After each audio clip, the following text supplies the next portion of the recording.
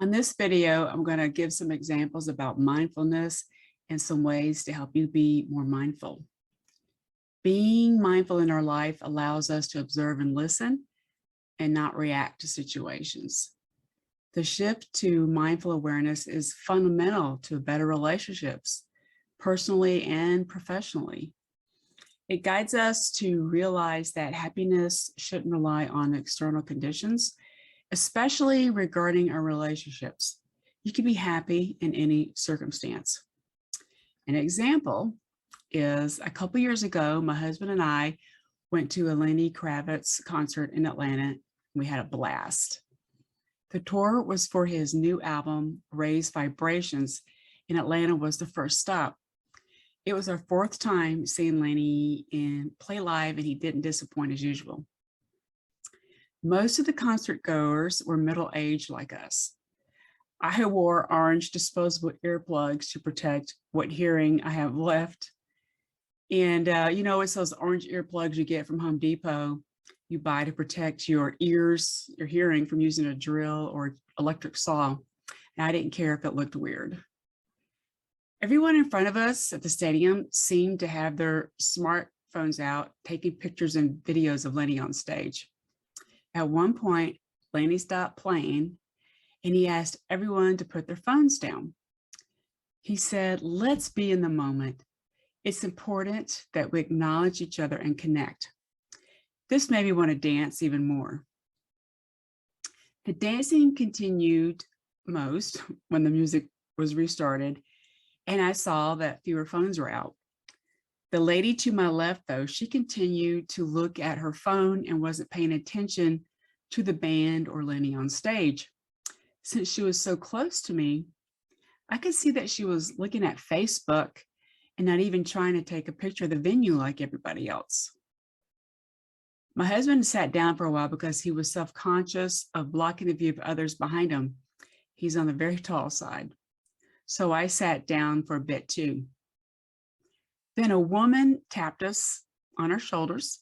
She asked us to stand again and dance because we were good examples of connecting with the crowd. And this made her happy while she drank her wine, watching everyone else dance. We were feeling the vibrations and being in the moment. Most of us don't know how to be fully engaged and present in the moment. Living in this busy world that we have, we're constantly doing something, running from one place to another and thinking about all the things we need to cross off our to-do list, and we miss out on the present moment completely. We miss out on the innocence of our children and on the love of our friends and family. We miss out on the beauty that surrounds us, and we miss out on life because life is here and now. Life isn't in the past or the future. Life is in the present moment. One of my favorite quotes is from John Lennon. It says, "Life is what happens to you while you're busy making other plans." There's plenty of advice available about the importance of mindset, to include mindfulness. You don't have to sit still and meditate to be mindful. One of my favorite things to do is to go walk in the woods or go for a trail run outside and be unplugged, not have music playing or audiobooks going. I make time to do this daily, which allows me to appreciate the surroundings and what we have as a family. Being mindful of how we interact with what's around us is connected to our habits and overall health. A lot of blame seems to go toward persuasive tech, and the art of persuasion is nothing new. You can check out a post that I wrote called "You Are Your Habits" to learn more about that, and I'll add that to the description. There's a lot of value of being in the moment. It takes just a little practice, and if you just start with just 10 minutes a day to be mindful, to be fully present, your life will change. And mindfulness is one of the topics brought up in my book, Real Things, 6 Ways to Embrace Life.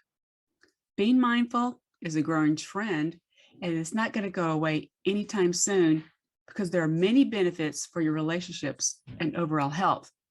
The quality of our life is directly related to our thoughts. Being mindful helps develop your ability to love and live a more meaningful life. So I came up with 6 tips to help you be more mindful. The first one is to cook your meals at home. If you eat breakfast, lunch, and dinner each day, that you're gifted with 3 wonderful opportunities to practice mindful living. Most people just throw a meal in the microwave or head out to a local fast food restaurant like McDonald's to grab something quick. Nourishing our bodies isn't easy. And with full-time jobs and families to feed, it can be exhausting to cook healthy meals every time, especially if you're one of those people blessed with a picky eater in the family. Many meals can be made in under 30 minutes. If you really don't feel like cooking a salad, if you don't feel like cooking, you can make a salad, and that takes less than 10 minutes to make.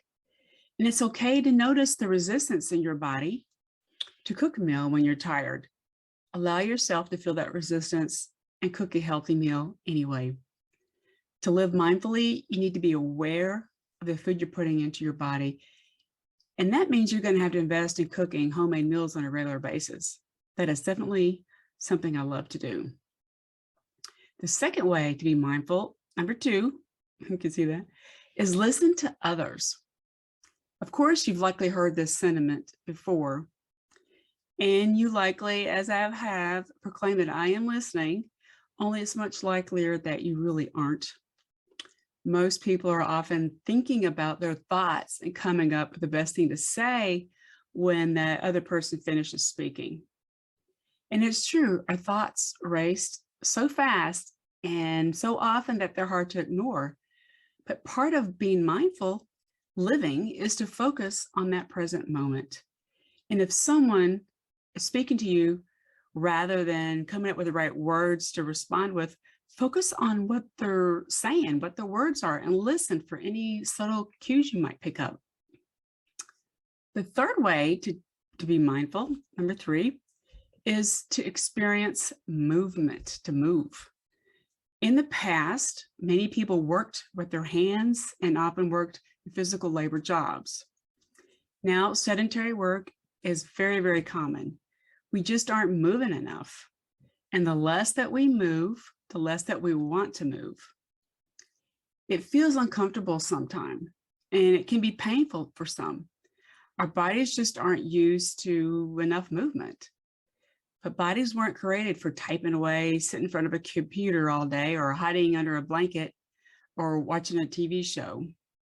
We all have arms that would be perfect for dancing and legs that feel the need to go for a run, like me. If you have a body that can move, then take the time each day to experience different movements. A simple walk for 20 minutes is perfect. The fourth thing you can do, a way for being mindful, number 4, is to be kind. An act of kindness every single day can help you live a more mindful life. If you think about doing a kind act every day, you're thinking ahead, what you're going to do today, of your actions, and you're able to reflect on what good you can do and what put out into the world. I recommend you keep a journal and include things that you do every day. Write down at the end of the day what you're doing. Mindful living is about being aware of your actions, and by thinking about what good deeds you'll do today to become aware of how you act in this world. The fifth thing is recognize how you communicate. We tend to communicate poorly when we're feeling stressed out. Think back to a time when someone made you feel angry. How did you react to that? When we choose to react instead of pause, we stray away from mindful living. However, to be mindful, we need to become aware of how we are communicating in tense situations. And life is filled with those moments every day. We may give a sharp response when we're tired from work.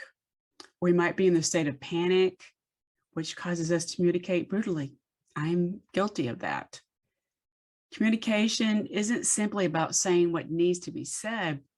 It's also about being aware of how those words come across to others. And number 6 again, is to be mindful is to pause and reflect. One of the best mindful living tips is to just pause and reflect. Throughout your day, schedule some time to pause on how you're spending it. If you find that you say something hurtful or negative, aim to apologize for it within a couple of minutes. You can say something like, I don't know why I said something so hurtful to you. I'm so sorry. You can take a moment to pause in the morning to strive to take good actions. That's what I do in the morning. I get up and do my stretches and yoga, which is my way to meditate. It helps me a great way to start the day. Mindful living doesn't happen overnight. It'll take practice, months, weeks, whatever. And still you'll find that you're human, you'll make mistakes. Forgive yourself. Aim to try to do your best as much as you can. And when you fail, learn from it, study it and reflect on it, change your actions because of it. To end this, I want to say today is a great day where you can do a lot and step into the world a bit more mindfully. You can do acts of kindness. You can let go of pain. How you act is all up to you. And when it comes to your reactions, that's all in your power. I would love to hear any comments below. Thank you so much.